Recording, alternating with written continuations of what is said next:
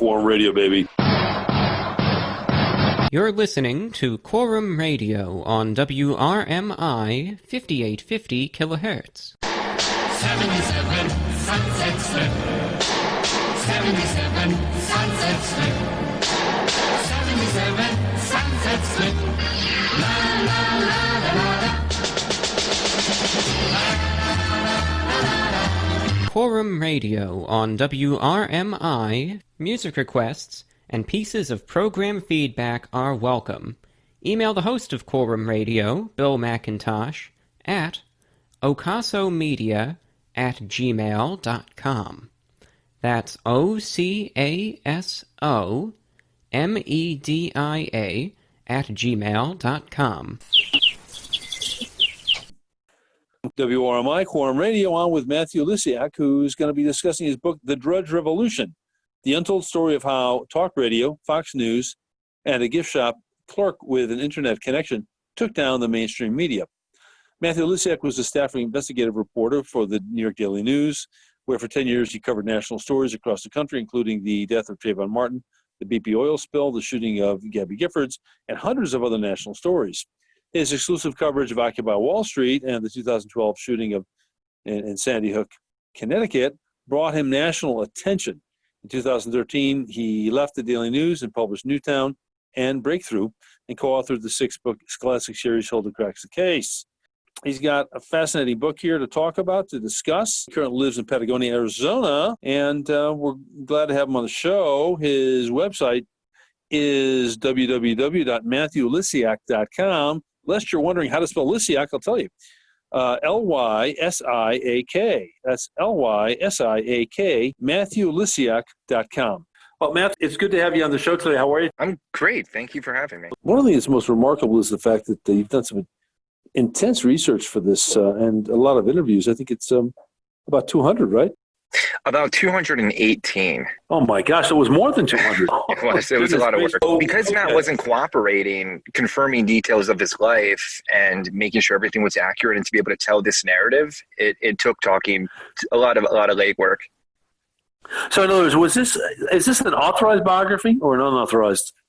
No, so Matt's a bit of a recluse. In fact, he hasn't given he's maybe given 2 interviews in the past 15 years. He hasn't had his picture taken in very long time. So he kind of lives in the shadows. But I decided I wanted to write this book originally 5 years ago. But nobody would talk about Matt Drudge at the time because he was too powerful. And news organizations who relied on his web traffic didn't want to do anything to risk angering him. But a few years have passed, and I think social media has kind of taken a chunk out of his power, and I was able to get an amazing amount of cooperation.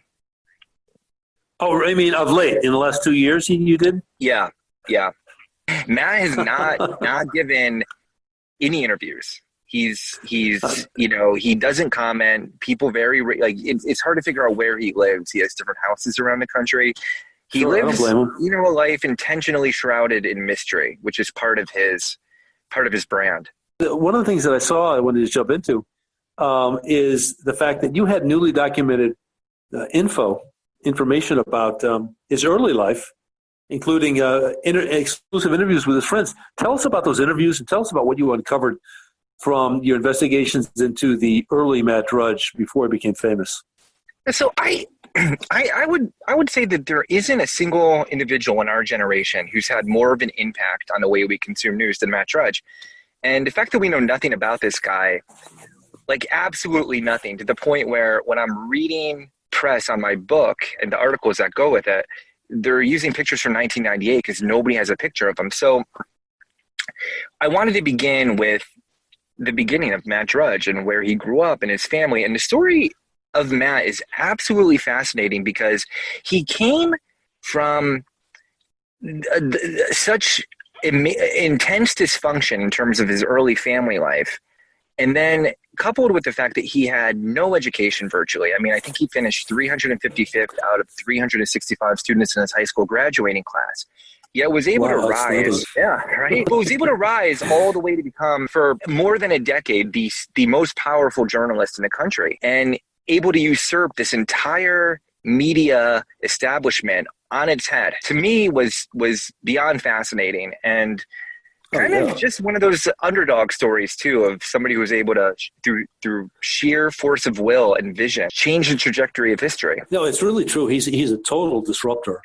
And now his background, supposedly, I do want to get into some of the interviews you did with friends of his from his childhood or adolescence. But what's the story? I mean, is it true that his dad felt sorry for him? He said he basically concluded, "My son's a failure. I get him a computer, maybe he'll do something with it." Yeah, the people it is, and the people I spoke to about his youth, many of them had a familiar refrain, which was, here's a kid who seemed remarkably bright.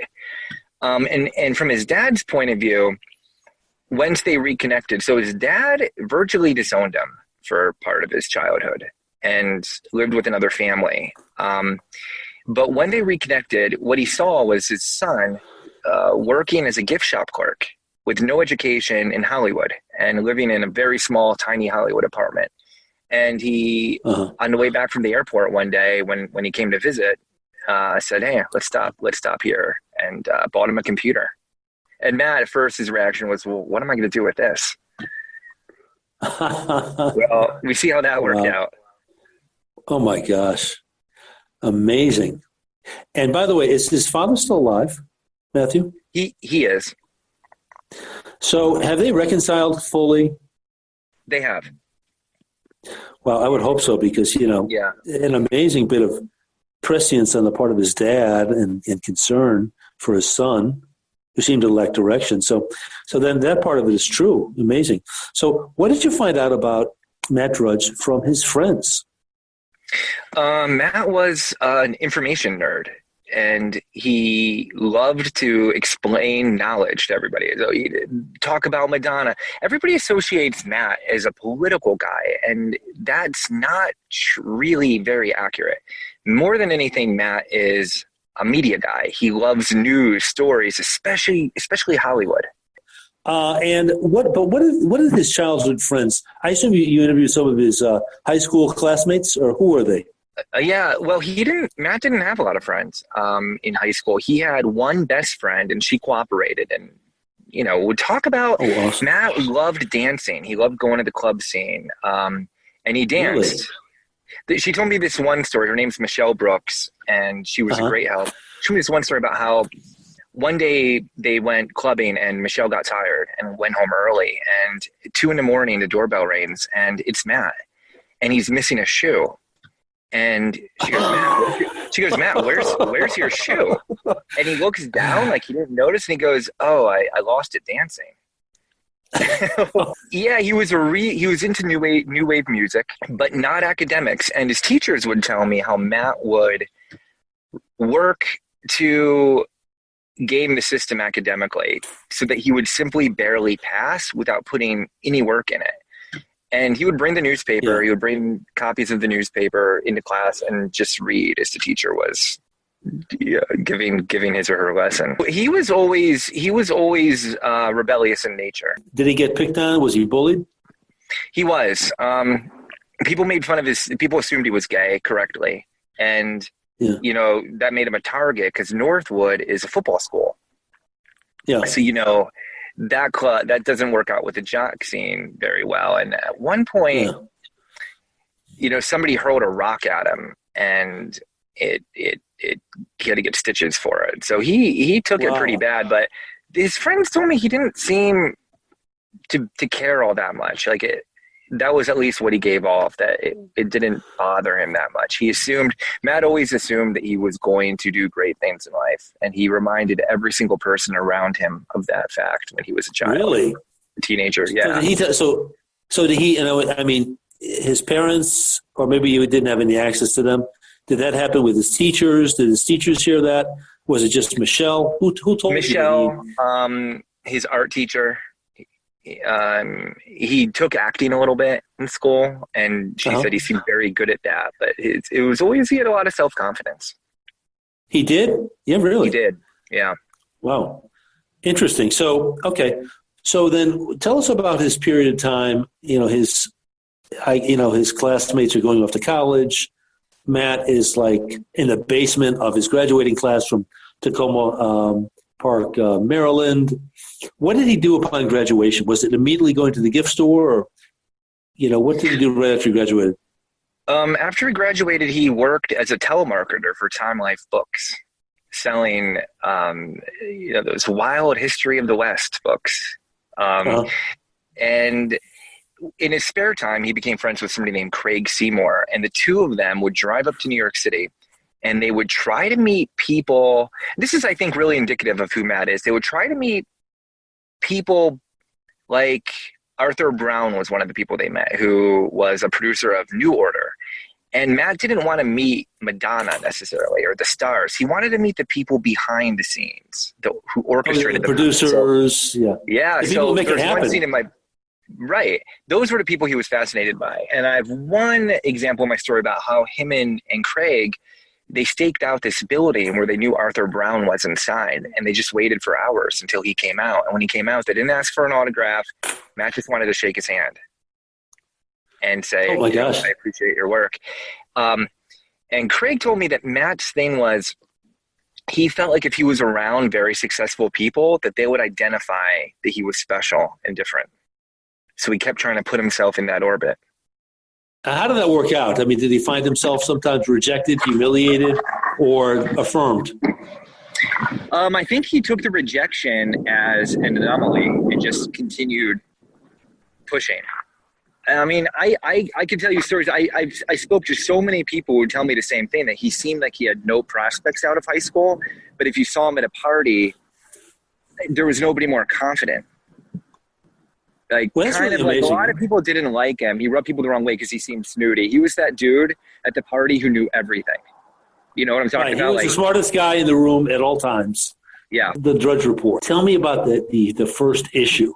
The way the Drudge Report worked was he was working at the CBS gift shop in Hollywood, and he just began listening for information as much as he possibly could, because you had, at the time, Roseanne Barr, Sybil Shepherd, Jerry Seinfeld. These were all major players who would come in and out of, the CBS vicinity there. So Sure. Matt got his big break. He got his computer. His dad took him to buy the computer. He got his big break when he realized that the Nielsen ratings were being thrown in the trash a day before they were being released to the public. So what he did was he figured out when the custodial units were coming, and he found a window in between the time when they were put in the trash and the custodians came down, where Oh my gosh. every week he would go swipe the Nielsens, publish them on these really early 90s internet web groups, and be the first, which Amazing. would continue to be his thing. Yeah, I mean, it's it sounds easy now to somebody to think of that, but at the time the internet was really new. So you had TV executives beginning to go on and on these websites so that they would know what the Nielsen ratings were. It was really an exceptional story on how he got started. Oh, so that amazing. was his So that first was- big break. So, Matthew, was that his first issue? Nielsen ratings or what? Well, it started out with him literally on early 90s internet chat groups just posting. Okay? So then In the chat room. yeah, just so that was him. That was the very beginning, was Matt posting these things on the internet web group. And then somebody emailed him and said, "Hey, how do I subscribe to your newsletter?" At the time, Matt didn't have a newsletter. Oh my gosh. So what he did was he decided to start one. And he Wow. put out in all these chat rooms, he put out a little message, "Subscribe to the Drudge Report." And it was just an email people would get for a while. But do you remember with AOL how you got that disc? Do you remember those days when you got the Oh, disc? of course, yes. Yeah, You had the yeah. And dial-up it came with the connection. tool to build your own website. Yeah, so that's what he did, though. He used and he created his own website and continued the newsletter. But it began as like an email list that people subscribe to.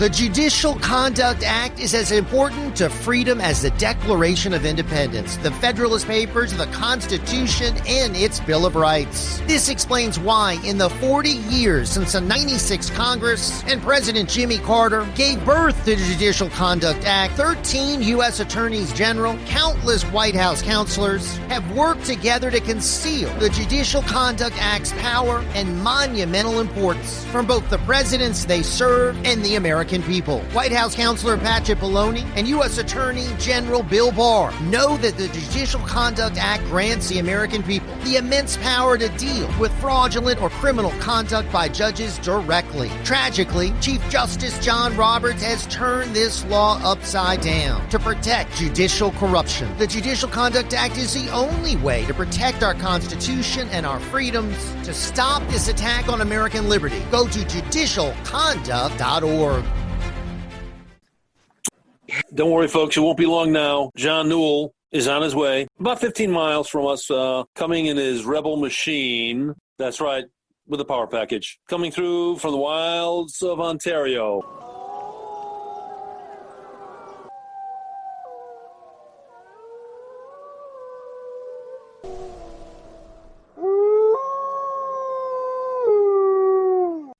WRMI, Quorum Radio on now with John Newell. John Newell is somebody who's been on our show before. He's a very interesting man. He's kind of a Renaissance type of guy from Canada. He's a retired designer for high-end department stores who spent his free time during his career conducting a free-form style of medical research to save his own life from recurrent life-threatening respiratory diseases. This all happened after he came down with some really, really serious respiratory issues, and he took charge of his life. You can't always rely on the doctors to do that, folks.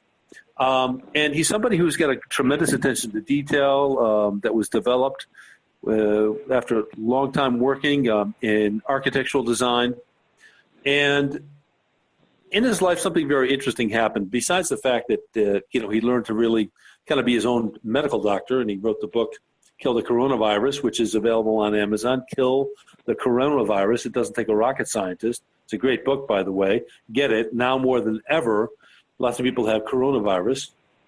But the story I wanted to talk about is more about John Newell's love affair with the American motor car Rebel Machine, which all began in 1970 when, for $6, he obtained one of the most iconic but little-known American muscle cars, which was, of course, this unusual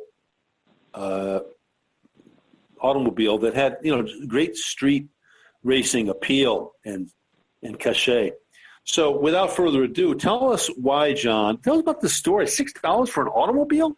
Are you crazy? Tell us a story about why the AMC Rebel Machine had such an enduring appeal for people, and how you got involved with this, because it wasn't just you bought a Rebel Machine car, but you got involved with it on a let's say a business basis, didn't you? Yes, I did. And the story started while I was. It started on my very last day of high school, and at the end of the class, it was geography class. All my group gathered at the back of the class next to the window, and they were looking at something. So I went over to see what they were looking at, and it was, I think it was a Look magazine that they were looking at. And one guy turned the page, and when he turned the page, there was a picture of a Rebel Machine. I'd never seen one before, and this was all only in black and white, so I didn't know what color it was. But the design of it just took me, and I said, "Wow, look at that! I'm getting one of those." And they all turned at me and they said, "Yeah, right, Newell. So here you are. You're just getting out of school. You got no job. You're not going to university. You have no money. How are you going to get one of these?" And I said, "Well, I have no idea, but you know what? I'm getting one." And wow. Yeah, so that's how it started. Well, after I got home from school that day, I looked in the phone book to find out where all the American Motor dealers were. And the only one I could be sure that would actually have a Rebel Machine on hand was right downtown Toronto.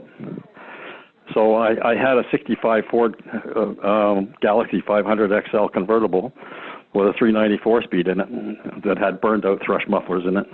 And it was a tough sounding car. It was awesome. But it also had a cracked flywheel that looked like a road map of New York. So it was a death trap waiting to happen. And in order to fix it, I would have had to have a new flywheel and have the whole engine rebalanced. So since I didn't have any money, that wasn't an option. So anyway, I drove downtown in this thing. And there in the showroom, in the middle of the showroom, was at O'Donnell Morrison, this Rebel Machine right in the window. And I did the old routine, walked up to the window and stuck my nose against it and made a big grease spot. And then I invited myself into the showroom. And now you got to picture this. I was dressed in an old T-shirt, jeans, and cowboy boots with those big steel cleats on the heels. So when I walked in, I shook the windows. And I was a little skinny guy. I only weighed 119 pounds. So anyway, I walk in and lift the hood of the car, and I look in, and I was totally underwhelmed. This little 390 that the American Motors Rebels had, dimensionally was kind of small compared to my Ford 390. Sure. But the whole car itself had a real mystique because it was red, white, and blue, and it shone in the dark. I didn't know that at the time, but that's the way it was.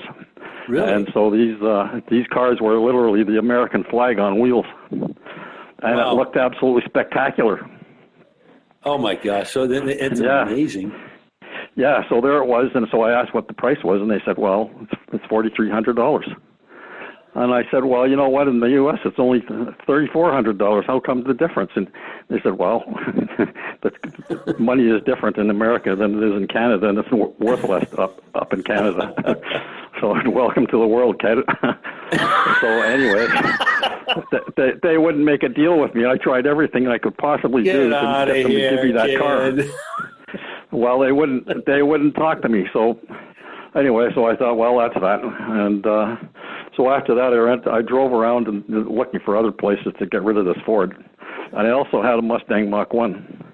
And the Mustang Mach-1 was what Arthur Haley called a Monday car. That means that the people that worked in the factories went home on Friday and got drunk all weekend and came back on Monday, still blotto. And basically the cars they put together weren't worth much. Oh, so sure, this Mustang had all sorts of problems. Oh, yeah, this Mustang was, I had it for 2 months, and it spent most of its time in the shop. And, in fact, I almost put myself through the windshield on the 401. I normally drove at 90 miles an hour, and at this time when I put my foot to the floor, the car changed into first gear, and I nearly went right through the windshield. Well, so I went to Ford, and I said, okay, well, this is what happened. I said, I need you to fix it under warranty. And they said, well, we're not going to fix it. I said, why not? And he said, because you shouldn't drive that fast. I said, what? This is the muscle car here, right? Everybody drove that fast. So anyway, so I wasn't impressed with that. Well, my brother came home from the Navy shortly after that, and we're cruising around, still looking for something to get rid of these two cars with.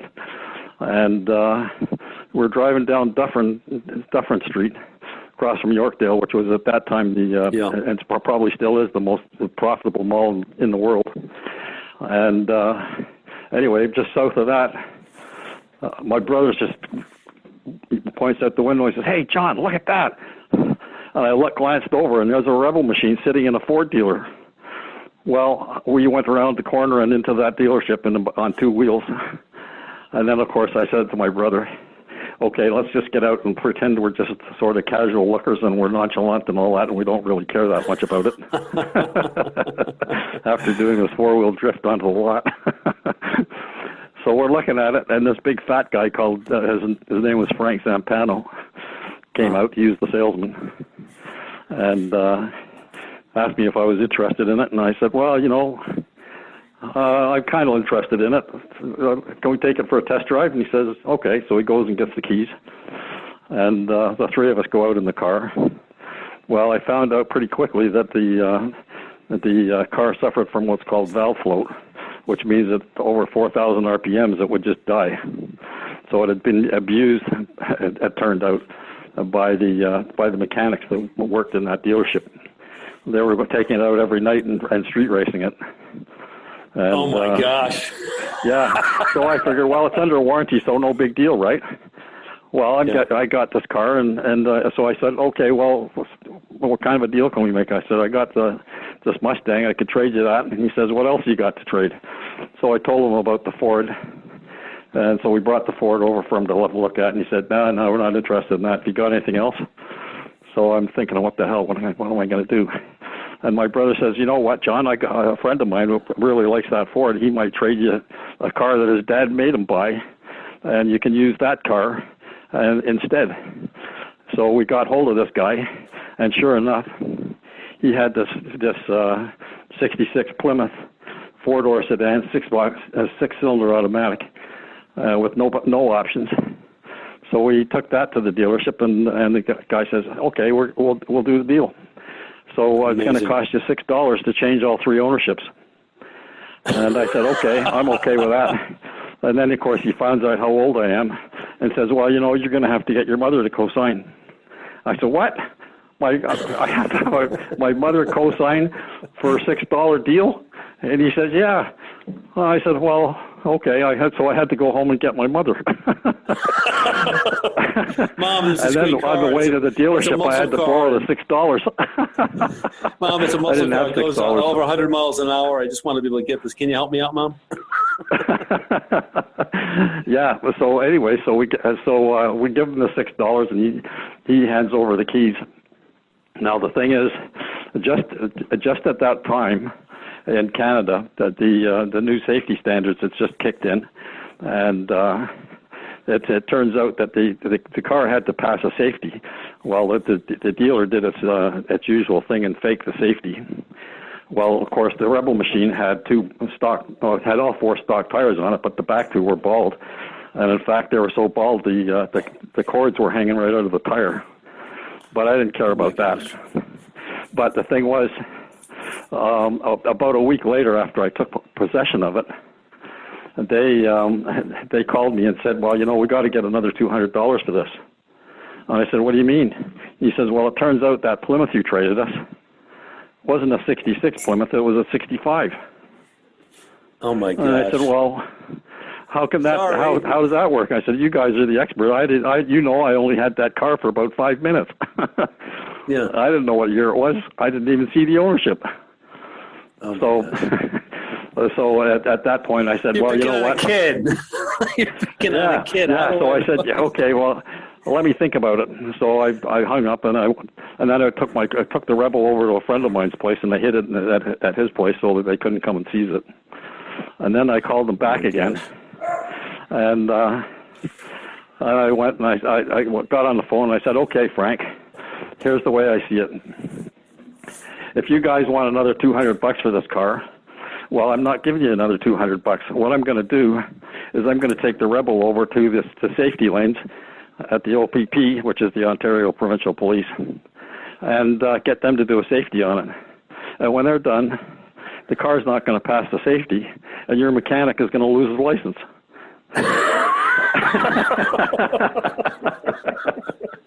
And you're a minor in Canada telling this guy, my gosh, that's funny, How'd you learn to think like that, John?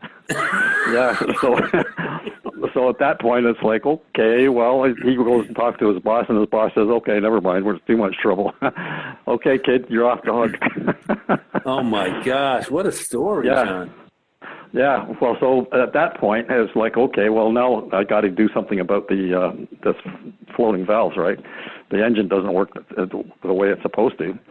And so I went to American Motors. I never dealt with them before in my life.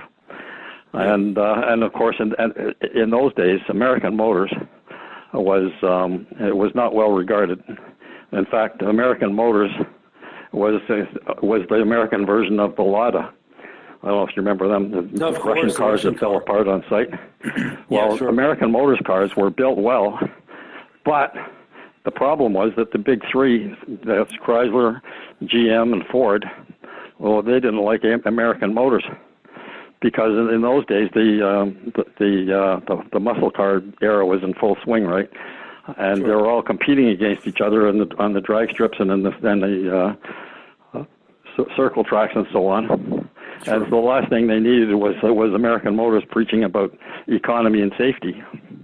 So they hassled American Motors in the media, and they finally got one of the executives to give an interview, and the guy was asked point blank why American Motors wasn't participating.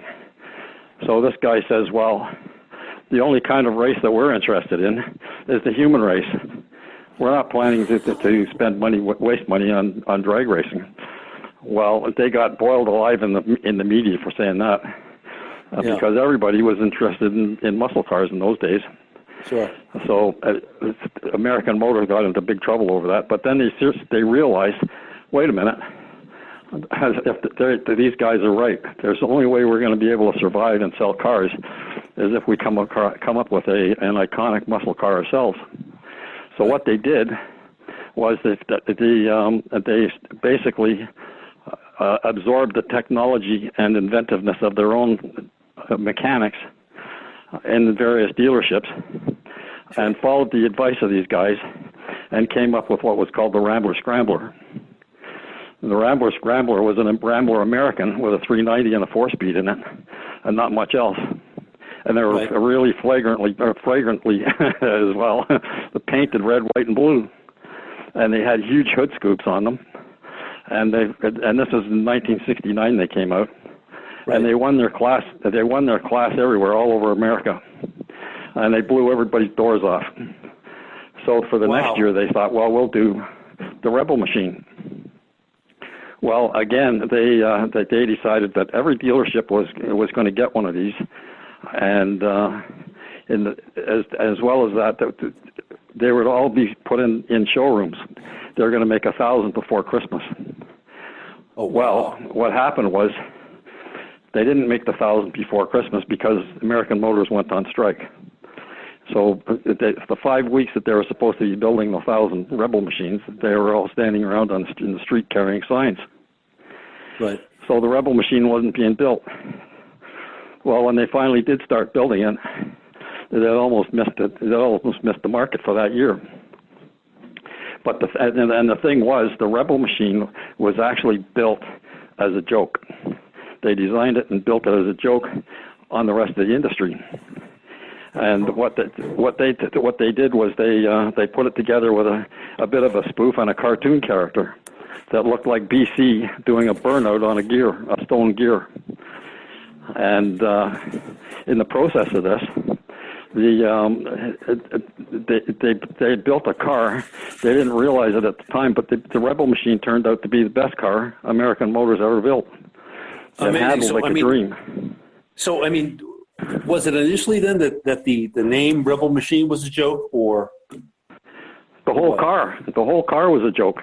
It's the only car that was ever built as a complete joke, and it was only built to just to be a sort of a mascot to draw people into their showrooms, because at the time their sales were just doing a nosedive, and they had just bought Jeep. Oh yeah. So they were deep in the red by then. They were regarded. Excuse me, John. I remember they were regarded as kind of like an old lady in an old man car. You know? Yeah, that's right. That's exactly right. My grandparents drove a Rambler, from AMC Nash Rambler. So, yeah, it was like one of those. Yeah, it's a safe car that somebody in their 60s or 70s would drive. Nothing bad will happen. That's right. And so when I got one of these, you can imagine what all my friends said. Well, they all thought I was completely out of my mind. And they looked at it, and of course, there it is. When they saw that it shone in the dark too, it was hilarious. Gosh, that's funny. But how was it received in Canada? Did they love that car? Did they look at it? Well, boy, the car was actually very well received, and a dealer in Sudbury called Empire Motors actually sold more Rebel machines by far than any other dealer in North America. They sold 60 of them. And the way they sold them was that the nephew of the owner would take them off the trailer and take them to the local drag strip and unhook the exhaust pipes and drag race them and sell them right there on the spot at the races. Tell us about the specifications of the car, the motor, but then get to the performance. All right. Well, as we're talking about that, let's say let me tell them a website so they can go and look at the car so they actually understand what we're talking about. Yeah, sure. So to find what the car looks like, you can just type in rebelmachineparts.com, and that will take you to the biggest Rebel Machine website there is, and you'll get a sense there of what we're talking about today. Rebelmachineparts.com? Parts. Yeah, rebelmachineparts.com, all small letters. Okay. Now, in terms of the specs, there was always rumors going around that the motor that was in it, because it was a 390, was a Ford motor. Well, in actual fact, it was not a Ford motor. It was American Motors' own design, but the design was based on the Ford 289. And the dimensions were almost the same. And all the V8s in that generation, were from 304 to 401. The externals of the engine were all identical. So you could get yourself a Hornet or a Gremlin and pull the six-cylinder out that they came with and drop a 390 in there without any trouble, because everything fit perfectly. So you could have a real sleeper, and sleepers were big in those days. But anyway, so you started off with a 390 engine, a 390 cubic inch engine that made 340 horsepower, and it was backed by a Borg-Warner T10 4-speed, which was a really neat thing. Or it came with an automatic. Well, they also came with what were called twin grip rear ends, and the interior of the car was probably the most luxurious to sit in of any car built, possibly to this day. Really? At the time, the magazine writers all wanted to know who the back doctor was that designed the seats. So the thing is, the thing is, anybody that ever owned a Rebel Machine after years of having, say, sold their car, when they sat in one again, you could see the look of absolute inner peace and relaxation come over their face. Yeah. And the other thing is, they all had a peculiar smell. They smelled differently than any other car, and it was a nice smell too. And after parking one in your garage for any length of time, your whole garage smelled like the car. What do they do? It was incredible. What's the mystery?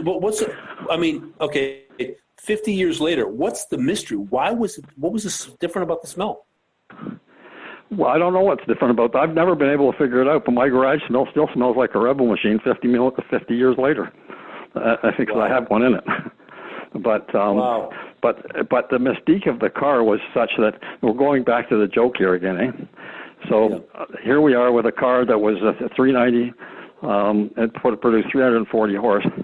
Well, that was nothing spectacular or overwhelming or anything like that back in those days, because the competition were 454 Chevelles, 455 Pontiacs, 426 Hemis, 428 Fords, and 429s.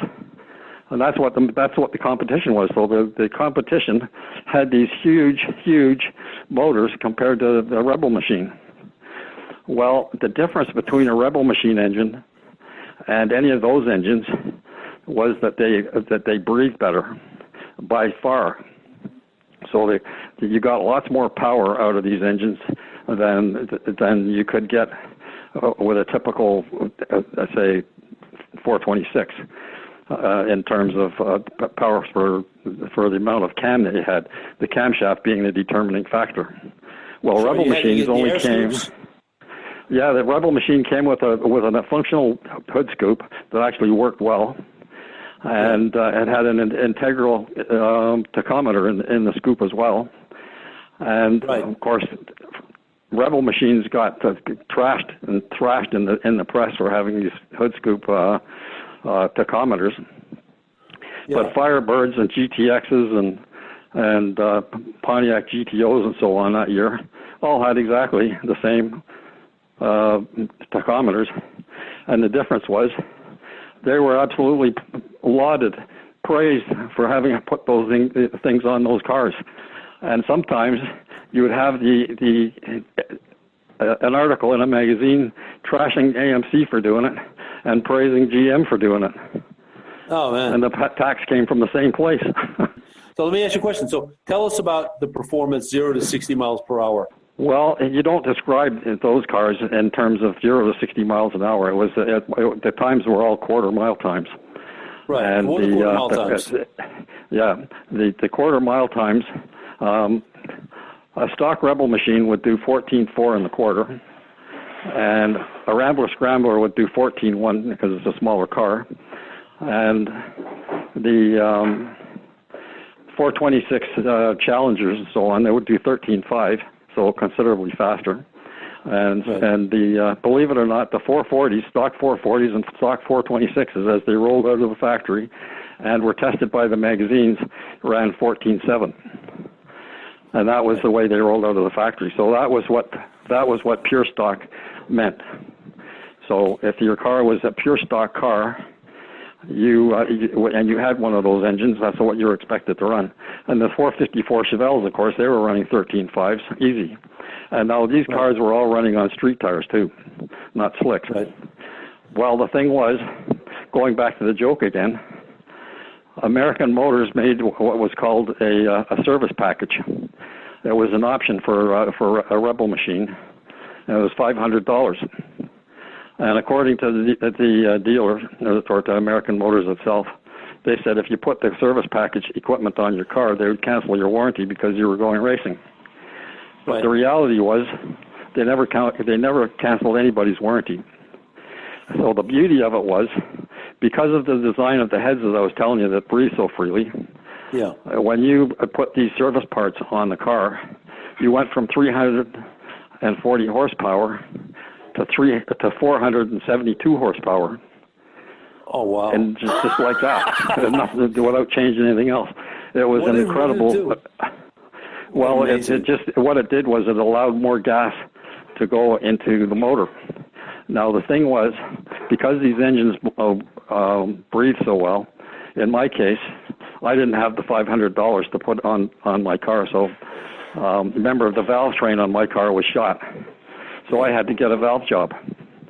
So and I went to American Motors, and they told me, well, you know what, this car's been abused. We're not going to warranty that. And I said, what do you mean? And he said, well, it's right there in the warranty book. You know, if you flog the car too much and break down the valve springs, well, that's abuse. So I said, okay, well, I'll tell you what. I'll pay for the valve springs or the actual valve job, but I want to get a competition valve job done and have the heads blueprinted just the way it says in this magazine article. And the magazine article, of course, that I was talking about was written by the late Roger Huntington in one of the top hot rod magazines. It was called Pro Stock and Rodders, and it was owned by one of the guys that owned Baldwin Motion, which sold the fastest muscle cars ever produced. Let me ask you a question, Tim, before we get off track anymore a little bit. I want to make sure that I get an answer to this question. Other people in the audience are probably wondering too, which is, once you got that special $500 package for the Rebel machine, what did it do to the quarter-mile time after the horsepower jumped to 470? Oh, well, I'm glad you asked. Well, what that did was it changed the quarter-mile time from 14.4 to 12.73. Now, 12.73 is considerably faster than the magazines tested the 454 Chevelles at, and of course everything else that came out of Detroit. So in that year, when the Rebel machine was tested by the magazines, it was the fastest car ever tested all the way up until the 1990s. Oh wow! So so that was the joke. Huh? Yeah, that was a joke on the big three automakers. Yep. So the thing was, on the street, which is where they were running most of the time, people just didn't understand what the difference was, and of course you couldn't see the difference because, let's face it, everybody expected the Rebel machine to have a bit of a lumpy cam, although in stock performance they didn't, and so the difference was phenomenal. But the other difference, especially in street racing, was that the Rebel machine was the only car, or the only muscle car ever built that handled like a sports car. They were absolutely awesome to drive. Nobody was thinking about accidents.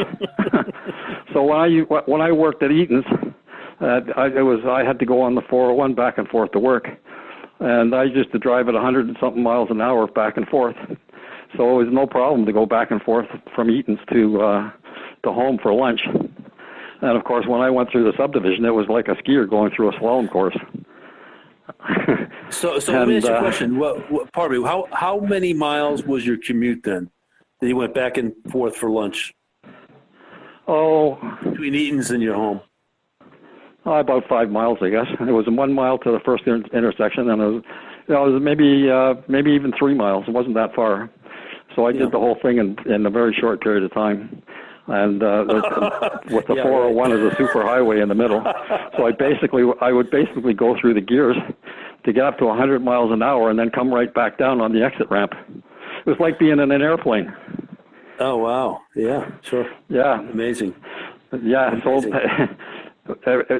when we went street racing, we used to go on Jane Street where the lines were painted on the road, start and finish. And it was across from a drive-in, too. And every now and then the cops would show up to give us trouble. And if they didn't block both ends of the road off, you could get away. If you blocked off both, you were toast. But so we all got chased a lot, and in those days it was considered a sport. Sure. Because the police were driving these big Plymouth landing barges. And if they went over railroad tracks, well, the hump on a railroad track, if you're going fast, you're going to be airborne. Sure. And, so we would go over, just like the Dukes of Hazzard, flying over these jumps. Oh, yeah. Well, when the police did it, they came down with a tremendous crash. And there they would be parked on the road with their tires all flattened. No, what a mess. It was hilarious. Well, so you can imagine the sport of street racing was pretty attractive in those days, and there's a difference between street racing now and street racing then. In those days, a street race was pretty short because your gear ratios meant that you can only really sustain high speeds for a quarter of a mile, whereas today, with the gear ratios, they can go for miles and miles at 150 miles an hour, which is really dangerous because you can't see far enough. Wow. Amazing. So, John, let me ask you a question. What was the top speed that you were able to achieve with, or that people could achieve with a Rebel machine if they had the extra $500 package that boosted the horsepower to 470? Well, a stock one with 340 horse would do 135. So right. You could easily add another. I don't know. You could get to. I would say you could get to 180 with it, but that would depend on your gear ratio because in those days most people geared their car so that it would only do speeds of 100 miles an hour for a short distance. But the Hemi Roadrunners and so on, those things could do 180 all day long. And I don't know if you've ever been in a car going that fast, but it was a pretty frightening experience in one that had all four tires bald. Oh my gosh! Wow, yeah. I guess that's so. I guess fuel economy was not a concern at the time. Well, you know what? In my case, being as I never had any money, fuel economy was a huge concern. So I had to have a muscle car that got good gas mileage. I wanted to go fast, and I wanted to have gas mileage too. So my Rebel machine actually got 20 miles to the gallon, which was tremendous in those days. That's amazing. That's amazing. Because the Hemis and the 454s and so they were getting between 4 and 7 miles a gallon. Oh my God! That was where the expression "passing everything but the gas station" came from. Wow. Because my car was so versatile, while I was at Sears, I used to use it to drive back and forth to the stores. Like I designed stores, and then we went on site and we built them. So I would travel from coast to coast in my Rebel Machine, and being the economy-minded guy that I was, what I did was I slept in the trunk. I put most of the travel money in the bank. Wow, this is why you're an outside the box thinker. This is why like you can teach doctors how to cure coronavirus when they're not able to do it. Yeah, well, one of the beauties of a Rebel Machine was the fact that you could fit a 65-gallon aquarium in the back seat, and I could sleep in the trunk without having to curl up. And so I had my pillow in there, and I have a sleeping bag, which I still have all that stuff, my radio, the whole 9 yards. So I traveled from coast to coast. So you had your fish to keep you company. Okay. Yeah. So traveling coast to coast meant that when I had to stop at night, I generally try to stop at a campground or near a lake somewhere so that I could have a swim the next morning. So this one night, I pull into a place called Kakabeka Falls. It's a beautiful waterfall. And the park was just shutting down. So the girl in the booth, she says, "Well, we're shutting down. You can't go in." And I said, "Well, I'm not going in." And she says, "What do you mean?" I said, "Well, you see that parking lot over there? That's where I'm going." She says, "What are you going to do there?" And I said, "I'm going to sleep there." And she said, "What?" I said, "Yeah, I'm going to pull over. I'm going to sleep in there." And she says, "No problem." And she says, "Well, you can't camp here." I said, "I'm not going to camp. I'm going to park." And she says, "What do you mean? You can't sleep in the back seat?" And I said, "No, I'm not going to sleep in the back seat. I'm going to sleep in the trunk." And then she says, "Okay, well, whatever."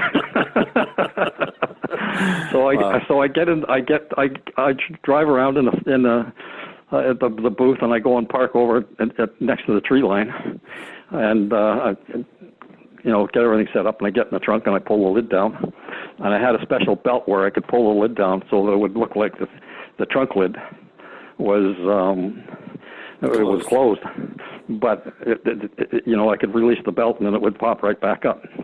Well, anyway, So there I am in the trunk and I'm laying there, and everything's cool, except I realize my feet are higher than my head. Yeah. And I thought I could bear it, but then after a while it's like, well, this is really annoying. You can't sleep with your feet higher than your head. Yeah. So I get out and I start the car up, and I'm in the midst of turning around when I get a guy shows up, and it's an RCMP officer. He wants to know what I'm doing. Yeah. And I said, "Well, have you ever tried to sleep with your head lower than your feet?" And he says, "What?" I said, "Well, you can't sleep with your feet up higher than your head. It's not possible." So he says, "What are you talking about?" I said, "Well, I'm just turning my car around so that when I'm finished parking and I'm going to sleep, my head's going to be higher than my feet." And he says, I have no idea what you're talking about, but you know what? Forget it.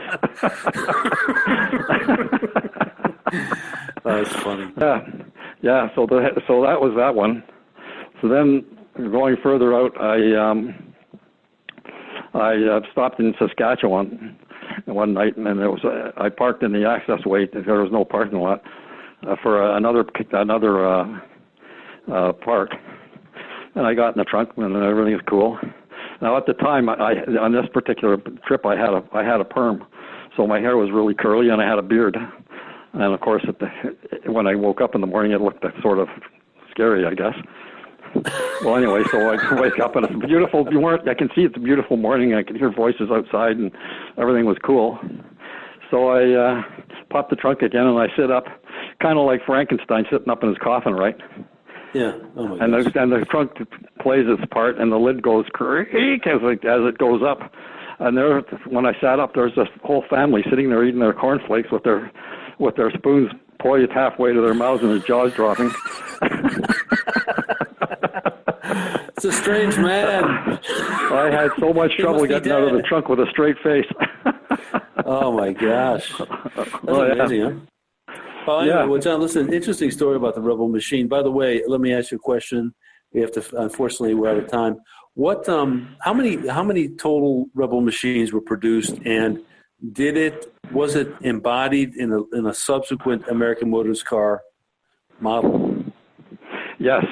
Well, the official number of cars built was 2,326. But a couple of years ago, another document surfaced, and it was an inventory document, and the number was 1,936. So the unofficial number appears to be the correct number. They came out with the Matador, and the Matador body was almost identical to the Rebel machine from 1971 to 1973. And all that was different was the front end. The front fenders and the hood and the grille were different. But and then in the 74, the Matador changed completely, and that was the car that was seen more often in the NASCAR races. Okay. But because the Rebel machine body was pretty tall, and by being a couple of inches taller than the other body, it actually mattered in terms of how fast it could go. Sure. So it was pretty interesting history this car had. Absolutely. So John Newell on WRMI Quorum Radio. John, one more last time. What's the name of that website that people can go to find out more about the Rebel machine that has also replacement parts, I guess? What is it again? Yep. The website is rebelmachineparts.com. Rebelmachineparts.com. Yep. Okay. And I hope you write a book about the Rebel machine if you haven't. Well, I actually did write a book about it. It was called The Rebel Machine Identity. And it was a limited edition. I'm going to reproduce it this year.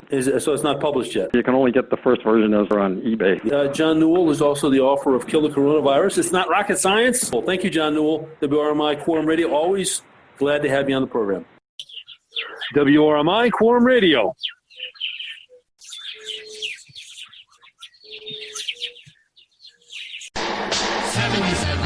Sunset Strip. 77 Sunset Strip. 77 Sunset Strip. La la la.